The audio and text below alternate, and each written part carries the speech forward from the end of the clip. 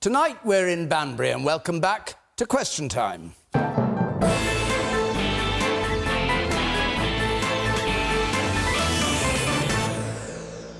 And with me tonight on the panel, the Prisons Minister, Rory Stewart, with a distinguished career as diplomat and author behind him. The Labour MP, former Shadow Treasury Minister, former Chancellor, briefly, Shadow Chancellor that is, Chris Leslie. The talk radio host, newspaper columnist, Julia Hartley-Brewer. Faiza Shaheen, director of the left-wing think tank CLASS, the Centre for Labour and Social Studies, and a Labour parliamentary candidate. And the entrepreneur boss of several companies, including Ryman's, the former Dragon's Den investor, Theo Paphitis.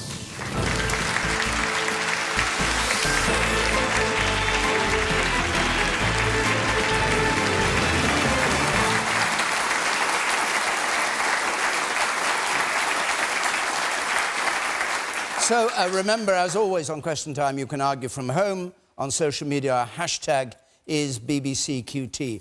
And our first question tonight comes from Ashley Scott, please. Have any of the panel been to Salisbury, and would you recommend it for a day trip? This is this weird story, which you must have seen tonight, of Skripal. People involved in the Skripal case, anyway. What do you make of it? I mean, let's just deal with this briefly. Faiza Shaheen, what do you make of what Russian television has been doing? Yeah, I mean, it was a very bizarre interview. I mean, I didn't know whether to laugh because it was so obvious that they were lying, but it's a very serious issue. That they can get away with it the way that they are getting away with it, that they're so barefaced that then was throwing it in our, throwing it in our faces like in this way. And it's very serious. It's very interesting time with Russia, of dangerous and threatening time, where actually the relationship has broken down to the extent it's like being in the Cold War again among many Western neighbours. And it's a time that we have to be firm. So it's not just Salisbury, it's also what's happening in Syria and Ukraine. But it's also got to be delicately handled, because let's remember, they've got nuclear weapons. And so we have to be very careful in how we tread. Do you think anybody, Julia Hartley-Brewer, would be convinced in Russia by what they saw on the television? I worry there are members of the Labour Shadow Cabinet who'll be convinced, which is what really worries me. I mean, a two-day trip to Salisbury and then home to Moscow. I think they were in the country for less than 30 hours. 1 hour trip on the Saturday, 2 hour trip on the Sunday, and just happened to find themselves outside the home of Sergei Skripal, a former GRU officer who miraculously found himself in hospital after Novichok nerve agent poisoning. It is extraordinary, and I agree with her. It would be funny if it wasn't so horrifying. I think we have to get back to grips with this. This is the mafia boss of a hostile foreign power who thinks that he can put people on television who he is sent to kill a Russian citizen, his innocent daughter, and have cost the life of a British citizen as well. And he can laugh at us on national television, make a joke about it and mock us. And why does he think that? Because he's got away with it every time he's done it before, whether it's Litvinenko, Crimea, whether it's down in the Malaysian Airways flight, what's happened in Syria, all the Skripals. He keeps getting away with it. And why does he get away with it? Because no one in the West is willing to stand up to Putin. Long before we had the idiot Trump in the White House, we had a president in terms of Obama who wasn't willing to stand up to President Putin. And the trouble we've got is we've got a lot of Western allies, including France and Germany, very much certainly Germany beholden to Russia, 30%, I think, of their gas production now. I mean, we are at some point going to have to face up to the hostile threat. Well, let's Russia. look at what might... We need to get on with it. All right, Rory Stewart, what more?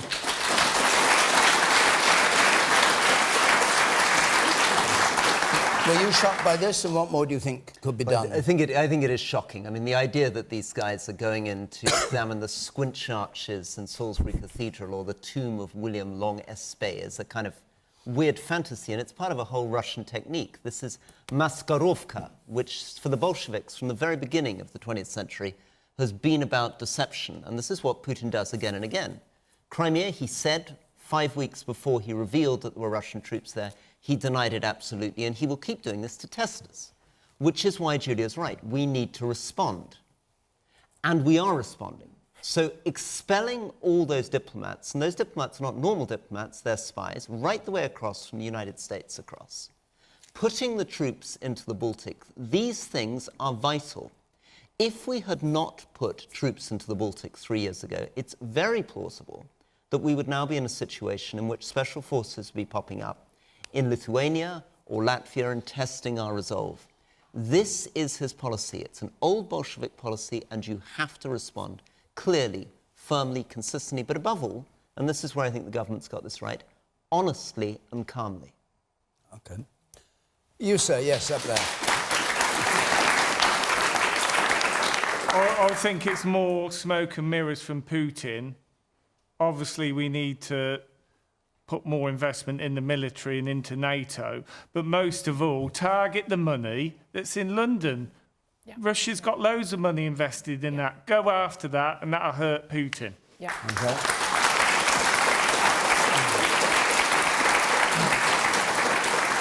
And Chris Leslie, you're not in the shadow cabinet, but Julia said that, you know, Labour Party shadow cabinet sort of would not believe this, but were not strong on this issue. What do you think? Well, I think, you know, there has to be a consensus, surely, that national security has got to be the first priority of any government or any putative government. And we can be a little bit, we can take it for granted sometimes, because we've had quite a prolonged period of calm and peace in some respects in the UK. But this is really, really serious set of circumstances from a regime that, of course, has done it before, Litvinenko. We can see what's happening with the support of chemical weapon use in Syria. And in a way, maybe the fact that Putin's, you know, trying to concoct some sort of PR operation is a sign that he's a little bit worried about some of the international pressure that's been there. So I would agree with the gentleman in the audience. Absolutely, hit them where it hurts, whether it's the finances or actually the sort of international coordination that we need. Right, do more than is being done at the moment? Yeah, absolutely. What will you do about money and Russian money? It's still pouring into London. Houses being bought by Russian oligarchs. Yeah, what would you do about it? Well, I think you have to look at who is coming in, what are the conditions that we allow people through the borders. I mean, when you look at what happened with the weekend visit to Salisbury, it seemed as easy as anything. And I think those are the sorts of things we've got to now seriously review. And there has to be a clear message, not just from the British government, but from the whole of the international community to Putin. Stop the propaganda and extradite these individuals for trial to the UK now. All right. The one there at the back. My son is returning to university on Sunday in Salisbury. Should I be concerned? Because from what I see on the news, the clean-up operation is being stepped up, not being reduced. And do the people down there in charge of the cleaning up operation know something we don't? You're worried? I am. Yeah. Theopophitis. Well, I've got a shop, Robert Dyers, in Salisbury, and was shut for a long time while all this clean-up operation happened. We opened again about 4 or 5 weeks ago. It's been a long old shutdown. And I've got my colleagues are working there, and they're working as normal. We've spoken to them. I think we do need to get back to our lives as normal. We can't afford to be bullied. I agree with Chris. We've got to hit them where it hurts. The politics are great, but all that charade today was for domestic consumption. It wasn't for us. We all know it's a charade. But at the end of the day, if we do nothing about it, like allow money to come in and out of the UK more than any other financial centre in the world, it happens through London, then what else do we expect? But do you think we should be tougher on Russian money coming in than we are? No, listen, not only should we be tougher, we should freeze assets until it starts treating us seriously, because, quite rightly, it was totally disrespectful. And if you're going to prepare to put up with that, then you might as well throw the towel in. All right, thank you.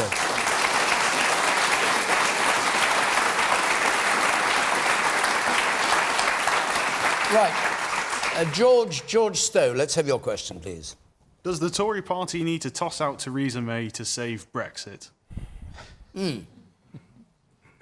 Julia. Yes.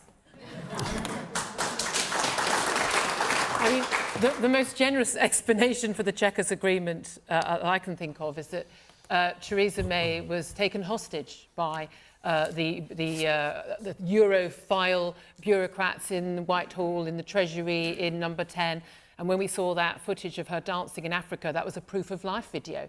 It's the only explanation I can think of for what's been going on, because this was a woman who got herself elected as Tory leader with her own MPs by saying she would follow through on Brexit. Then she stood for election in June 2017 with the country and said she delivered a Brexit manifesto. The Eurosceptics in her party accused of being rebels. They're not rebels. She's rebelling. She's against her own manifesto. She's the only captain of a ship who's running her own mutiny against herself. We voted for Brexit. There was a reason why the MPs chose to, and the Prime Minister at the time, David Cameron, chose to put the question to the British public. It was because the House of Commons and the House of Lords doesn't represent the British public on this issue. And to keep saying, oh, well, there isn't a majority in the House of Commons, I don't care. It isn't a decision for the House of Commons, it's a decision for the British people. They asked the question, we gave the answer, and we want the Brexit that we were promised. And if Theresa May can't deliver it, she should go.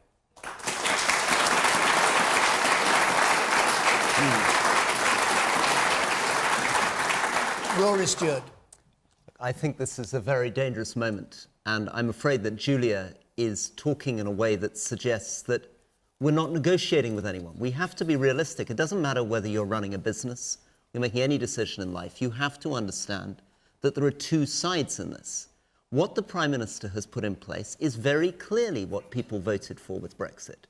She's put in lines on free movement of people, lines on taking back control of the laws, lines on doing our own customs agreements. That's all the stuff that Julia voted for.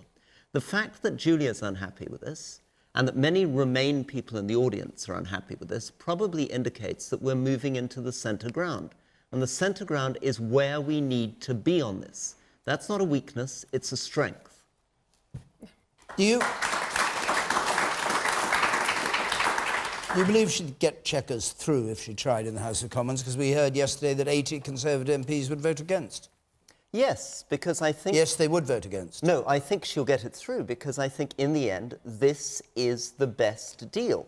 The other deals... In fact, there aren't any other deals that anyone's putting on the table. That's the very clear thing. None of these critics are actually coming forward with detailed deals. And that's because this is the best deal we're likely to get. And the reason... It's a proposal. It's a proposal, OK, absolutely, and I agree with you on this. The reason that I think this proposal, he's absolutely right, will become a deal and will be voted on, is that in the end, Britain and Europe have joint interests in this. It's good for us and it's good for them. And that's not just economically, that's in terms of Putin, that's in terms of security, that's in terms of the relationships we have with these countries going forward over the next 20 years. OK. Theopaphitis. I disagree with Julia. And I voted reluctantly leave, but only just sort of last week. I was reluctant leaver, but it was a case, we had a referendum where both sides blagged it. Nobody had any information. Everybody blagged it. Everybody said whatever they want to say. They didn't have to verify. They dug somebody up who was supposedly an expert and said, oh, this man's alive. Look, it's not a dead parrot. Look, he's alive and he's saying it's true. And were you won over by this? Well, as a businessman, you say... As a businessman, some point. That's exactly the point. As a businessman and someone who's well-informed, I couldn't get to a proper informed decision. Anyway, so you mean even if you'd been well-informed, you wouldn't have been able to decide? Cut a long story short, yeah, all right. I went for leave. But the reality is now, everybody's defining what people voted for. We didn't vote for the Tory party to drive the bus into every other car on the road, crash it on the way, put us over the edge of a cliff. We voted for an orderly exit of the EU. Simple. Chris Leslie. Well, the trouble is that we're heading for a Brexit that nobody actually voted for, and it's looking as though it's going to be a complete mess. Who here knew when they were voting leave that we would start talking about stockpiling medicines and provisions, that we would hear some of our leading manufacturers, Jaguar Land Rover, for instance, this week, talking about their profits disappearing, even some of the hard Brexiteers almost advocating, like Patrick Minford did this week at the Economists for Free Trade, saying, well, You know, we do have maybe the elimination of manufacturing in the UK as something that may well occur on all this. All of the cuts that could come to the public services if our tax revenues fall. And I'm afraid that if people were sold a cake-and-eat-it Brexit, that was an illusion. It is impossible for people to have achieved that. And therefore, given this is such a big mess, I think that it would be wrong to deny the British public a say on how to move forward, and that's why I believe that we've got to have a people's vote. And hang on a second. Sorry, just to go to George. I'll come to you in a second. George's question: would it be right? Do you want Theresa May to conduct these negotiations, or do you think she should go and then the people should vote? When are you going to have this vote? I don't think it is possible for anybody in Parliament to do what was promised in that referendum, which was the exact same benefits that we would have. Sorry, Chris, and if you can't, let me be? just finish the point. If we can't have an arrangement which delivers the exact same People benefits... didn't vote for the exact same benefits. Oh, yes, that was promised. promised by David Davis, absolutely. Okay. And if the exact same benefits cannot be delivered, then why should we deny What would the public a What would the vote be? Why should we deny the public a say on the final Don't answer it terms then. when we've got the reality of what those Who's terms to are? say you're going to accept the result of the next referendum? Because it seems to me, what we're going to have, a best of 7 until you get the answer you want, and then you'll give If you up? want a democratic solution, if you want... Well, hold on a second. Chris, just answer Theo's point. He wonders what the vote would be that you're calling for. What are you going to vote on? Well, if there's a deal, I think then you have to let the public make a judgment on that deal, or decide not to have that deal and remain. Faisal, I think if there's no deal or remain. I think if there's no deal, people can deal, remain, or tumble out. You asked me the question. If there is no deal, I think people should be able to choose no deal with all Okay, the I want to go to the woman here who's got a hand up. to back out of that cul-de-sac. Next. Yes. I'm 16 years old, and Jacob Rees-Mogg says it's going to take 50 years for Brexit to sort out itself, and that's my whole lifetime, and I didn't vote on this, so I'm going to have to deal with the consequences. Absolutely. We're not planning to die anytime soon either. And you should have a say. You should absolutely have a say on this. Absolutely. Yeah. How long did Rees-Mogg say it would take? 50 years. 50 years Yeah. before we got the benefit. Faisal. I mean, it's been incredibly frustrating, hasn't it, watching the last 2.5 years where we've just gone round and round in circles. It strikes me that we have been lied to quite severely on Brexit about what was possible. And we were told that it would be really easy to get a trade deal, that we would be able to get rid of lots of bureaucracy. If you look at the papers that come out today, it says there'll be more bureaucracy, that we wouldn't have to pay into the EU anymore. Of course, we're still going to have to give some money to them, and that we wouldn't need immigration anymore. I mean, it's quite clear that what we were told is either not possible because we live in a global world, EU is a close trading partner, and the Northern Ireland border, which really no one had thought of, or these guys, this government is incredibly incompetent. And, you know, either way, it's not good news, is it? And the thing that really bugs me is that whilst we've been having this conversation going round and round in circles, we have not been paying attention to schools, to health, to transport. All of those things have fallen to the bottom of the list. To climate change.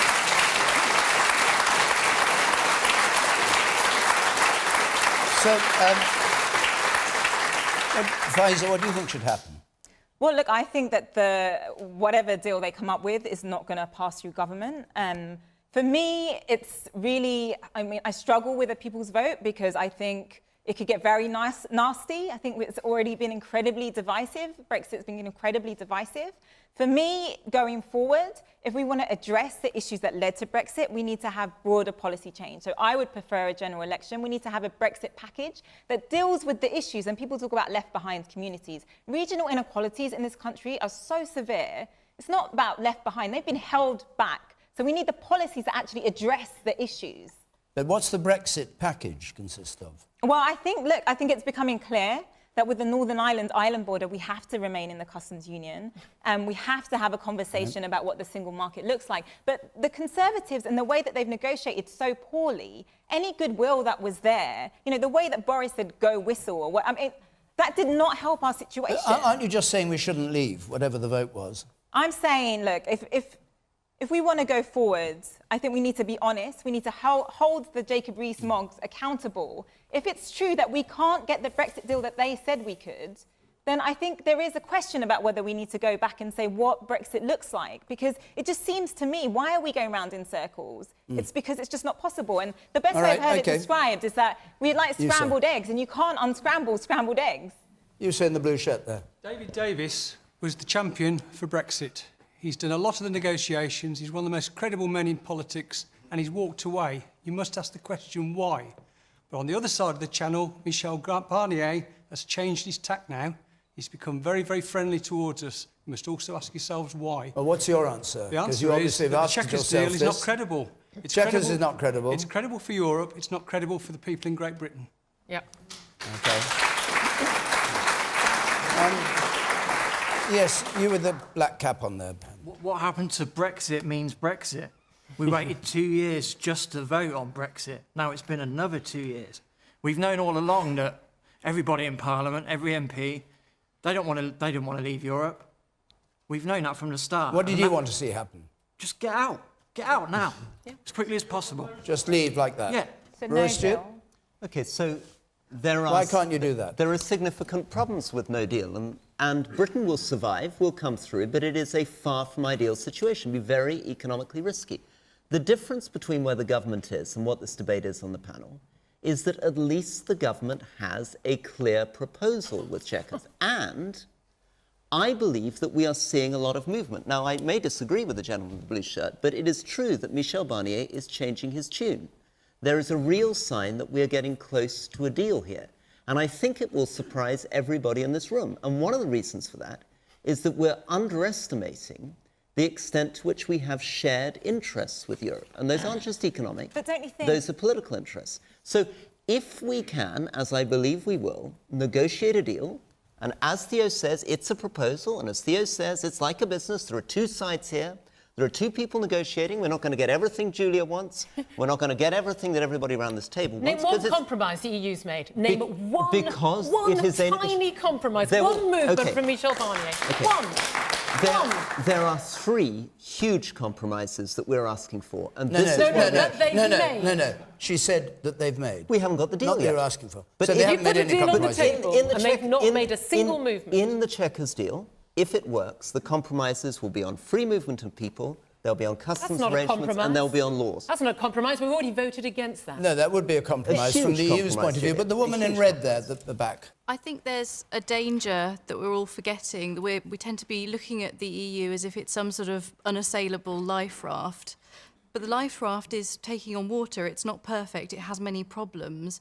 I'm not saying that we've made the right or wrong decision. We'll never know whether we've made the right or wrong decision. We can't know what the alternative would have been like. But in my experience, things are rarely as bad or as good as you think they're going to be. I'd like to go on. It was raised briefly to the other issue, which is given the complexity, which everybody around this table has talked about, of these negotiations. Janet Johnson, let's have your question. Wait a second, we get a microphone to you. Janet Johnson, yes. Should the public have a say on the final Brexit options before March 2019? In other words, should the public have a say, one way or another, like Theo, I think, was saying, given the complexity of the negotiations, given that nobody knows what the outcome is going to be, why shouldn't the public have a say? Theo, what's your point on this? The difficulty with that is that the last referendum we just had, it was in or out. What are the questions? Are we going to say, OK, one, do you approve of, let's assume it's a deal now, the Chequers becomes a deal. Do you approve of the Chequers deal? Two, do you disapprove of the Chequers deal? And if you disapprove of it, what happens? Do we keep the status quo and stay within the EU, or do we tumble out with no deal? How many questions are we going to ask in that? What are we going to do? What about a general election? Well, a general election doesn't solve the problem at all. What it does do, it gives the Labour Party an opportunity to see if they can get themselves into power, to stop rucking with each other. But at the moment, they're too busy having their own spat. Do you think you should have voted Remain, after all? Well, do you know what? I've got to tell you, I asked myself the question, what did we actually vote for? We voted, one, whether we should stay or leave the EU, but we made a second bet, and was that our politicians would be capable to go and negotiate what they promised us. whether it was the right decision or the wrong decision ain't actually going to rely at the moment What did they on promise the decision. us? Sorry, what did they? They all promised us different things. They promised that they could negotiate for the UK to leave the EU in an orderly fashion, also able to carry on trading with the EU. It might not be free trade, but we're having a good trading relationship. And you believe them? Oh, well, OK, for every drop of rain, a flower grows. If I start believing politicians, I think every drop of rain, a flower would grow. Let me bring Chris Leslie in. He's a politician too. Yeah, I mean, you know my view. I wasn't the one arguing for leave at the election. All of you who will have seen the main promise on the side of the big red bus, £350 million a week, wasn't it, for the NHS? And of course, now we hear a Conservative government chancellor, and this is the thing that really affects my constituents in Nottingham, now saying that if we have no deal in 15 years' time, we will see £80 billion less revenue coming in for the Exchequer, which will come off all of your public services. You believe him? Do you believe what he says? Yeah, absolutely. Why? Because when you put friction at the borders, and you can't have the just-in-time production systems that, when I went to Toyota in Derbyshire, you can see immediately how they depend on the free flow of the components and the supply chain. When you inhibit that at the borders, you slow down our productivity as an economy, and we earn less, and we get less taxes in. It's a very, very clear consensus across most of those economists, and therefore, to save some of the poorest people in society who are going to be affected the most, we have to ask for their informed consent, give them a final say on the terms of a deal. And how would you do that? I would have a people's vote. And Fear is, what would you say? Sorry, let's make it clear. Yeah. Here's the deal. That's right. Do you accept it or not? Is that the question? I think the best thing I personally think in a referendum, you have to keep it very simple and have as binary as possible you can. My own view is that you should say, do you want to proceed with this deal? This is your final consent, or do you not? And that means, I think, remaining with the arrangements that we currently have. If there is no deal, then you give the people a chance to say they want no deal and all of the potential economic consequences that How many questions are there on your ballot sheet? There's only one, because you either have a deal or you have no deal. Yeah, but if you have no deal, do you remain or do you leave? You give the people the chance. No deal or remain. Rory. Can I just... look, the answer to this, whether people like it or not, is that we had a referendum, people voted to leave, and at that point, the government takes on the job of coming forward with a proposal. That proposal is a proposal to control free movement of people, which is one of the big things that were asked for in the Brexit vote. It's to have our own trade deals, which was fundamental there, and to set our own laws. And it is also a proposal, and this hits Theo's point, and it hits the point we just made, to have free movement of goods back and forth across the border entirely to deal with the just-in-time. I cannot see how anyone here is coming up with a better proposal. If you've got a better proposal, produce it and think whether you can actually negotiate it with Europe before you take cheap shots at politicians. Well, cheap shots, but what about the question of whether the electorate, given this was a murky question that was originally put about remaining in or leaving, because nobody knew the terms on which you'd leave or the terms on which you might remain if you remained, what do you say about the public having a say on what you as politicians come up with, or you as a Conservative Party come up with? I think that the situation is that people voted to leave, and we must respect their decision to leave. Yeah, but they didn't vote how to leave, did they? No, they didn't. There are differences here. Fine, there are differences here. So would you put it to an election? Would you say we've done our best? Do you approve, or you just carry on as though that was okay? I'd be more straightforward than that. People voted to leave. If we don't leave the European Union, there will be a political crisis that will tear this country apart for the next 50 years. The Prime Minister's Chequers deal is a moderate, centrist, sensible solution to how you leave the European Union without taking the risks of a no deal. But you won't let the electorate decide whether they agree with you on that point. Because it involves 17 different components. It's not appropriate for a referendum choice. OK, the woman there in the second row from the back. I think if there's no deal, if we come out of the EU with no deal, then I think we are at a position in which I think you must give the people the chance to have their say again. If we have a deal, fine, that adheres to the Brexit vote. But if we don't, I think you need to give the choice to the people again. What kind of choice would it be that you'd want to give? I would say, do you want to stick with no deal? Do you want to stick with the Chequers deal, or do you want to remain in? I think it's giving people the choice, a more informed choice than we had the first time round. All right. And you, sir, with spectacles on, yes. Yes. Yes. Before the EU, I ran a freight business, and we cleared Caterpillar parts every night, thousands of them, from Belgium. Quite easy via the customs arrangements. That's before the EU. So I think there's a lot of nonsense talked about, queues at Dover and things like that. You think it's not? We did it 40 years ago. I'm sure we can do it with computers. We did it without computers. We did it with a computer tape. It was very briefly, just to say, as one tell, just to see whether the government are worried about that, did you know that they've recently contracted for hundreds of portable lavatories to be placed all along the M20 in the case of a no-deal Brexit, so that the lorry drivers, when they're parked up, will have somewhere to have convenience in the event of a no-deal gridlock situation. Now, so that's the government's plans, from Waterloo to Portaloo. Oh, bravo! Well done. The woman here on the left. The original referendum seemed to speak quite clearly to the older generation, and certainly the older generation, I believe, in the main, did vote to leave. We really do need to be speaking to the younger generation and be giving them a voice, because it's them ultimately that's going to be affected, not me particularly now.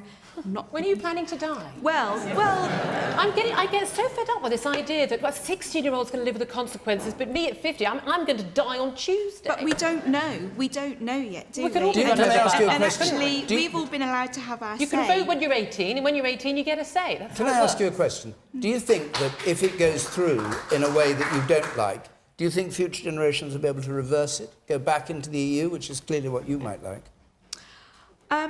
I don't know. Who knows?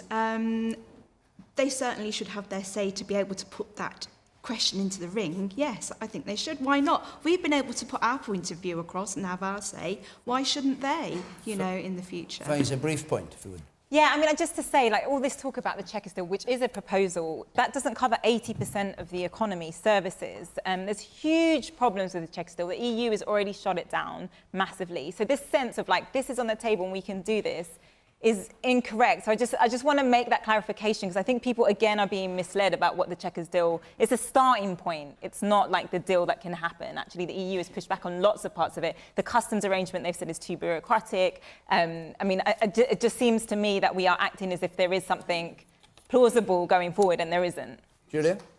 Best proposal. We don't have a Northern Ireland, which doesn't answer the Northern Ireland question either. I just think it's great that we're keeping up with the EU tradition, which, of course, is that, when France voted the wrong way, they were told to vote again. When Ireland voted the wrong way, they were told to vote again. When Denmark voted the wrong way, and what a surprise, we voted the wrong way, and we're going to be told to vote again. At what point do the British politicians, the British establishment, accept the verdict of the British people? We're told we will be more informed. We were all too ignorant, we were all too stupid, too uneducated, too xenophobic, too xenophobic to know what we were doing. The promises made aren't going to be kept. We're all used to that.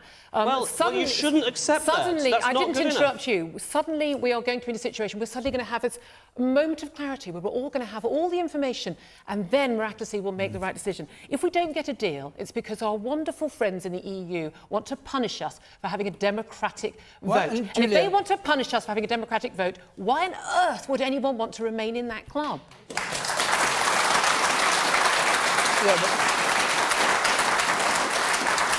On the other point, you talk about the Danes and the French having a second referendum, and the Irish have Are you frightened about what people might think if they had No, a second but I don't know referendum? why Remain was the winning Why option. can't you trust the voters to have a second Well, or we're a just going third to have a vote referendum every if they 2 want? years, I are don't we? know, but do We you have- not trust the voters? I absolutely trust the voters, but you get the trust of voters back when you actually enact the decision they've made. This isn't a vote. This isn't a vote, a people's vote. This is a vote that's only wanted by people who lost. This is the losers' vote.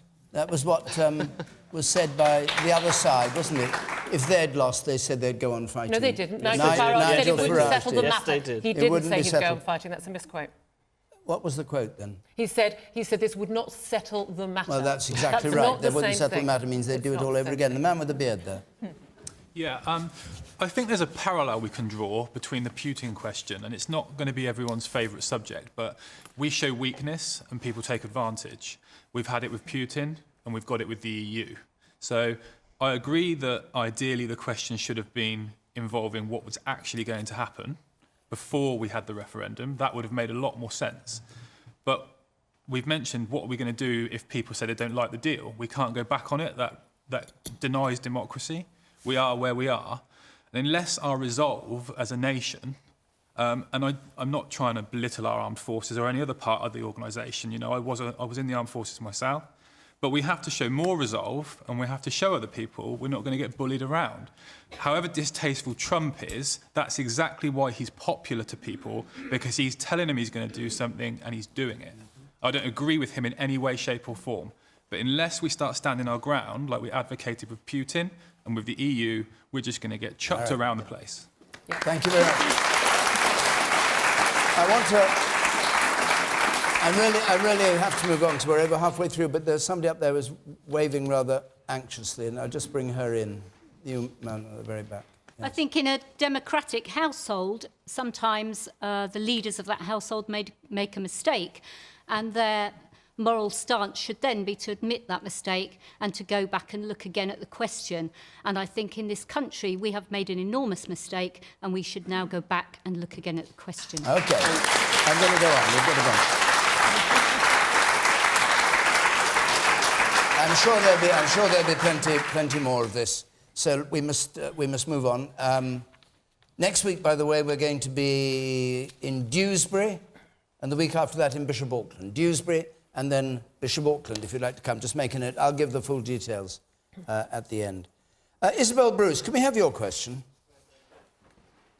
As head of the Church of England, should the Archbishop of Canterbury be getting involved in politics? Yes, there's some criticism of the Archbishop from various people for getting so closely involved in politics when he said that the gig economy was the reincarnation of an ancient evil. Rory Stewart. Well, I think the first thing is that if you read the Archbishop's speech, there's a lot of it, understandably, which is about religion. A lot of it about the prophet Amos in 650 BC and reflections on exactly what the Magnificat of Mary meant. Yeah, but nobody's complaining about him saying that. I obviously... Well, but this leads on to something. That's where the strength of the speech is. I disagree with the Archbishop when it comes to the gig economy. Matthew Taylor wrote a very good report on this. He discovered that 58% of people working on 0 hours contracts do not want more hours. It suits their lives. They have flexible lives. They may be of an age or a stage where they want these kind of contracts. We still have to work to protect employers' rights. We have to make sure that people are not exploited. But the opportunities that have been woken up by the internet and by these platforms are extraordinary. And I believe the Archbishop talks in that speech about flexibility.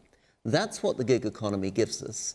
And where I really want to learn from the Archbishop is in relation to Nigeria, in relation to conflict resolution, but above all, in relation to Jesus and God. So you're saying he shouldn't get involved in the way he did on the gig economy? I disagree with him on the gig economy. No, I know you disagree with him, but is it his business to talk like that? He sits in the House of Lords. He has influence. Yeah, no, my view is that... you don't have any objection to him saying this? Ever since the time of the prophets and Jesus, religious leaders have had views on politics, and they're fully entitled to hold those views. OK, thank you. Theo? Well, he made some very valid points. I think whether you like it or not, 0 hour contracts, in fact, I made a point before this programme to ask our HR department how many 0 hour contracts we've got out of 4,500 colleagues. And the answer came, we had 2 0 hour contracts in Ryman, 2 0 hour contracts in Boo Avenue and 138 in Robert Dyers. When asked why, it's because what our colleagues wanted. So there's a place in business for zero-hour contracts. That's out of 4,500 employees. The key point he made that we haven't touched on was about people paying their fair share of tax. And that's back down. I mean, it sounds like politician bashing. There is no will for the government to reform the taxation system to take into account modern-day commerce. They can't be bothered to grasp the nettle and actually deal with it. Then they bitch that they haven't got enough money to actually pay for social services, for NHS, for social care, but they won't bite the bullet and actually put a fair share of taxation on companies that are trading over here, making money over here, and just taking it abroad. Okay.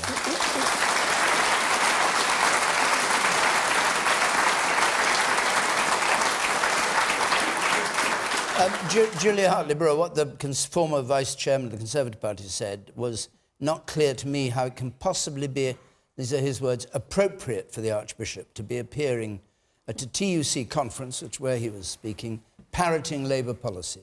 Do you agree with that? I'm not sure it's a good idea for religious leaders to get involved in party politics. I certainly agree with Rory that he's got every right, as everyone does in this room and everyone watching, to give his opinion, his tuppence worth on any issue he wants to give his view on. But I'm not sure that we should take his view any more seriously than we say take an actor or a pop star's view. His view is worth just the same as everyone else's. But I do think it's a very difficult situation when you do have archbishops and bishops sitting in the House of Lords having a say over our laws, and a church that is an established church of the country tiptoeing into rather party political controversial territory. I'm not sure that's a good idea, and I particularly dislike the fact that he did use the word evil. I think that anyone involved in a major organised religion these days should save the word evil for things like child abuse. Okay. Well, Faiza, there doesn't seem to be much objection to what he did, so let's move swiftly on if nobody objects to it. Faiza. Yeah, I mean, I guess just to say that I'm not surprised that he made that intervention. 10 years ago, we had a financial crisis at that time. Banks got bailed out. We got sold out. What happened thereafter is that the labour market has become much, much more difficult, that our public services have been hit. And, you know, when you look as someone from the church, as someone that cares and fights for social and economic justice, if you look at food banks and you look at homelessness, then of course it's actually his right and his duty to say something. Okay. Chris Leslie. Well, I think a lot of us are going to be in agreement. Nobody, I think, would dispute his right to raise these points. In fact, actually, he's a key figure in our national life, and I think he does care about injustice in society. And when it comes to some of the employment practices that we've seen develop in recent times, there are exploitative activities in many cases taking place. And so, you know, I think it is perfectly legitimate for the Archbishop of Canterbury to put this on the national agenda. He's succeeded. You know, we're talking about it here tonight. As politicians, we haven't adequately addressed this particular issue. My own view is that passing off some zero hours workers as though they're freelance independent companies, when in fact they have a dependent contractual relationship in reality with their employer, that needs to be looked at. And they have the attack on universal credit, which was his other attack. Well, there's a whole, absolutely, and there are some big problems. I know in Nottingham we've got the rollout coming out, and we have seen significant issues with that. But so he is supporting Labour Party policy, in effect. Well, you know, there are lots of important concerns that he had to raise. And I actually don't necessarily see him becoming a partisan figure. People who might disagree with him will use that as a reason to try and stop him from saying it. But these are important issues that should cut across, actually, all of the political parties. And those who are working in these conditions, they deserve to know about their holiday pay, their sick pay. We have to do more to help those in these circumstances. All right, a few brief points and then we'll go on. Yes, the woman there, then I'll come to you, madam. Yes. I think that Justin Welby had every right to say what he said, and I'm glad that he stood up for the people of this country. OK, and you, madam? I think he was commenting on moral values, which he has every right to do. OK, and the woman at the back, also in yellow there. Yes. I can't understand why it is that people think that zero-hours contracts are something actually rather convenient and wonderful. I know people who have actually had to go take an hour's ride on a bus to get in for their shift on a Sunday morning and have then been told, no, go home, there's no work for you, and have been left without the money. Some of these zero-hours contracts just aren't as convenient and as wonderful as people are trying to make out. It doesn't work like that. And you, sir, over there, and then we'll go on. I'm a chartered accountant, and I think, obviously, religion should be kept away from politics. But essentially, Theo's right. I work with a lot of people that work in the gig economy that are essentially entrepreneurs that are putting their money into their own business, that want to go out there and work and do the right thing. But Theo's right. The whole tax system needs reform. Just last week, the Chancellor announced again, Class 2 national insurance for the self-employed will be postponed. It won't be merged into one. We're in such a delicate position now with the economy going through Brexit that I've got the Corbynites that want to suddenly ramp up tax just for big business. But what they don't realise is that actually little business across the UK is fundamental to our economy. And I'm massive for reform and I'm massive for simplification. But I'm all for everyone paying their fair share of tax. It's just a case of now's not the right time after Brexit. OK. Well, I'll go on to another question. It's not because Rory Stewart, who's the Prisons Minister, is here, but the Chief Inspector of Prisons today said that it felt that the prison in Bedford, for instance, as if prisoners were effectively in control of Her Majesty's Prison in Bedford. And we've got a question on it from Ed Fruin, so let's have that, please, Ed. Have we lost control of our prisons? Have we lost control of our prisons? Chris Leslie. Well, I represent the community in which Nottingham Prison is located. And Rory knows that because I've been insisting on action there for a long time. Sadly, we've had, over the past year, 18 months, an unacceptable level of deaths in custody. We've had far too many examples of violence against prison officers. It has been full to the gills, and part of the problem is drugs. Some of these psychoactive substances getting in. And I won't go into the gory details about how exactly some of these get into the prisons. So it's absolutely vital we do have a government that listens to the inspectors who've been raising the alarm time and time again. Are they listening? Well, you know, Rory has, as he will tell you in a moment, has put his neck on the block and made various big promises about action, and it's my job, I'm in opposition, to make sure I hold his feet to the fire, and I certainly will do that. He said he'd resign in a year if things didn't improve, but we'll come to you in a moment, Rory. Faiza Shaheen. Look, one of the problems here is the way in which we run prisons, and not just prisons across our public sector. We've outsourced so many of these functions, and it's resulted in fragmentation, it's resulted in wasted taxpayers' money. And essentially, we've seen this with prisons, they've had to hand it back to the government in a total mess. You know, probation officers, officers leaving in droves. And it's this really short-term thinking. We've cut in all kinds of places. And we've outsourced. And we've just ended up with this total mess. And so it's not just a matter of putting more money in, it's also thinking about how the system is run and bringing them back in-house. Julia Hartley-Brewer.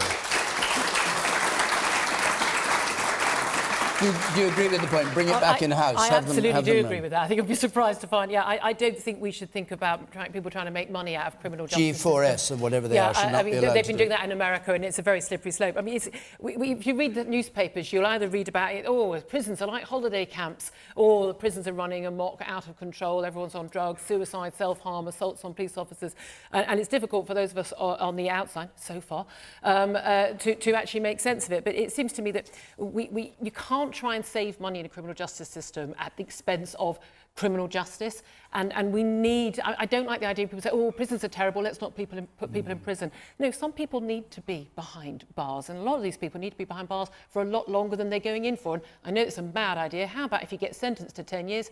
You serve 10 years. Crazy, I know. But let's go to we're talking about control, and you know that the argument for... But you don't have control when people are on drugs and people have got nothing to do with it. But you know the argument for privatising was always, from Thatcher onwards, has always been that if you make a profit motive there, then people will be more efficient than the bureaucracy that's run by the state. That was the idea. Whether it works or not is another matter. Privatised companies work fine. We've got customers who are free to choose, but effectively, the people are who are actually receiving the service, effectively, who are the people behind bars, they're not free to choose. I think it's very dangerous. We need to be spending more money in our prisons, not less. We need more prison officers. We need more experience. We need to be having education programmes, training programmes, rehab programmes, basic literacy programmes. And if we don't spend that money, we'll end up spending more in the long term on dealing with the crime. You said at the very back there on the left. Yes. Yes, I mean, if you've got private businesses in charge of running prisons, their priority is always going to be shareholder value. Yeah. It's never going to be the safety or the rehabilitation of the people in their care. OK. And you, sir. No. I'm an MOD firefighter, and the government have just announced the award of the contract to take over the fire service for the Ministry of Defence at a cost of 550 million to Capita. The government themselves tend to give contracts to G4S, Serco, Capita, Carillion, who have just cost the taxpayer 148 million pounds, 2,300 jobs. Do you not think it's about time that public assets were put back to the public? OK, Rory Stewart now.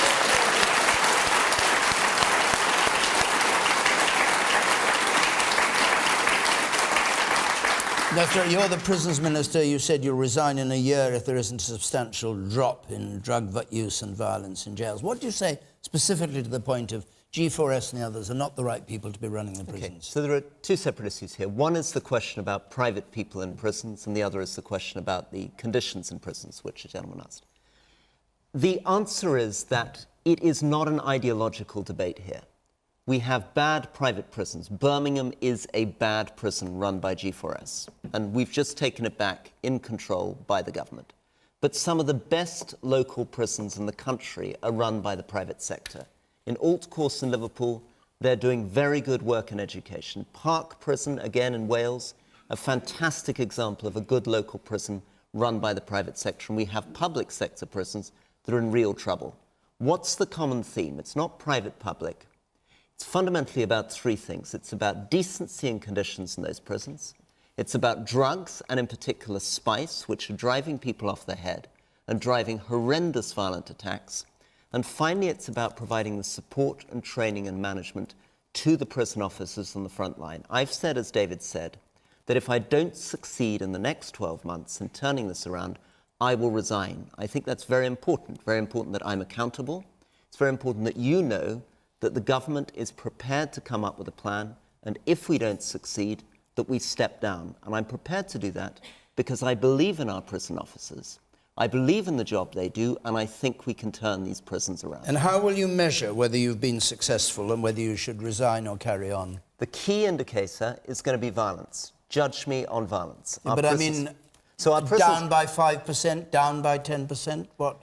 So the 10 prisons that I've selected, which range from Nottingham and Wormwood Scrubs through to prisons like Leeds, have violence statistics that you can see now in August. My attempt over the next 12 months is to turn around a situation where for the last 5 years, violence has been rising every quarter, and to begin to bring that violence down through the three measures I put forward. If I don't succeed in doing that, I will resign. So turning a corner rather than getting it down to a certain level? Turning a corner is a huge beginning, but we must then drive it down because these things are stopping a calm, orderly environment. Without that, we can't educate prisoners, we can't turn their lives around, and we ultimately can't protect the public. Theoprophites. It's a difficult one because I believe in privatisation, but I also believe that when you're running services, I mean, without using a pun, I mean, you've got a captive audience with prisoners. That's it. So they can't walk with their feet. So if you just want to treat them badly, you can treat them badly and rake in the profits. I think the government and whoever gives that contract can't absolve themselves from responsibility. So if you give a contract to somebody, just because you've given a contract to somebody, doesn't mean that's it, I've dealt with it, that's not my problem anymore. It is your problem. So as long as we accept responsibility for the contract, and monitor people that we're giving contracts to, whether it's for railways or anything else, and not let them get away with giving second-class service, then I think there's a place for it. Okay. You say one last point, then we have one last question, I think. Didn't G4S screw up the security at the London Olympics? Inspectors at the Birmingham prison found blood, vomit, rat droppings on the floor. When are we ever going to learn that some services should not be privatised? OK, so...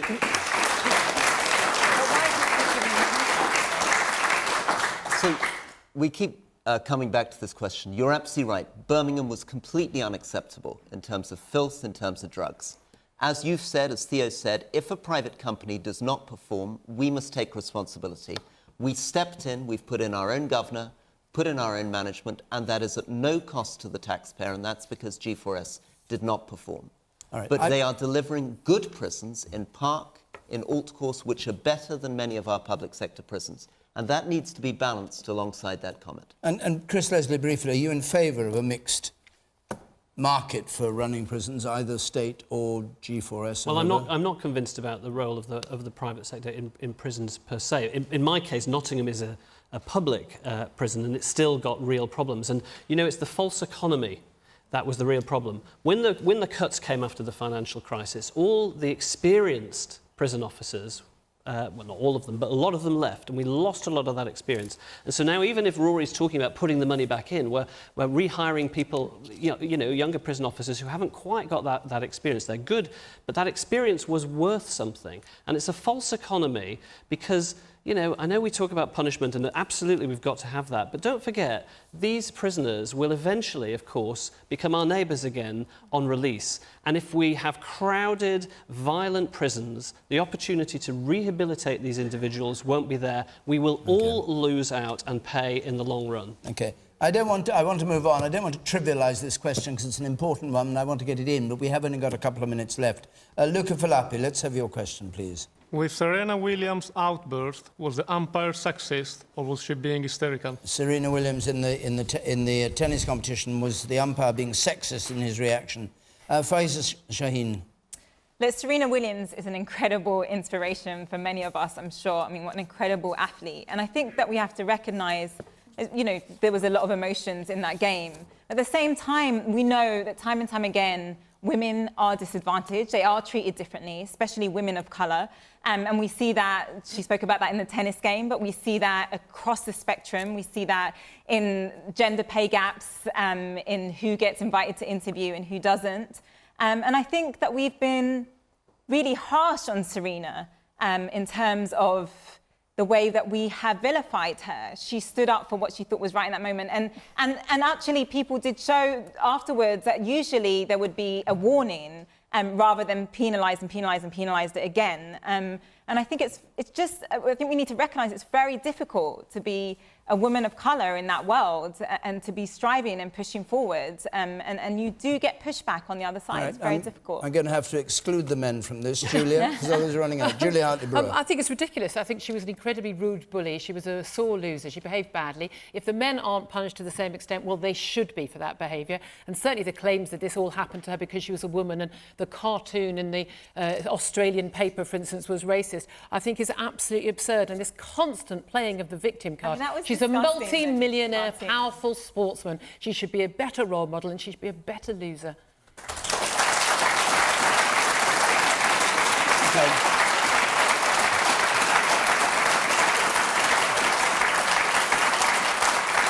Well, apologies to the men on the panel, but our time is up, so I do have to stop. We're going to be in Dewsbury next Thursday. The week after that, we're going to be in Bishop Auckland, and we're going to have Jacob Rees-Mogg on the panel and the chairman of the Labour Party, Ian Lavery. That's the week after next. The number to call if you'd like to come either to Dewsbury or Bishop Auckland, 0330 123 9988, or you can go to our website, follow the instructions there.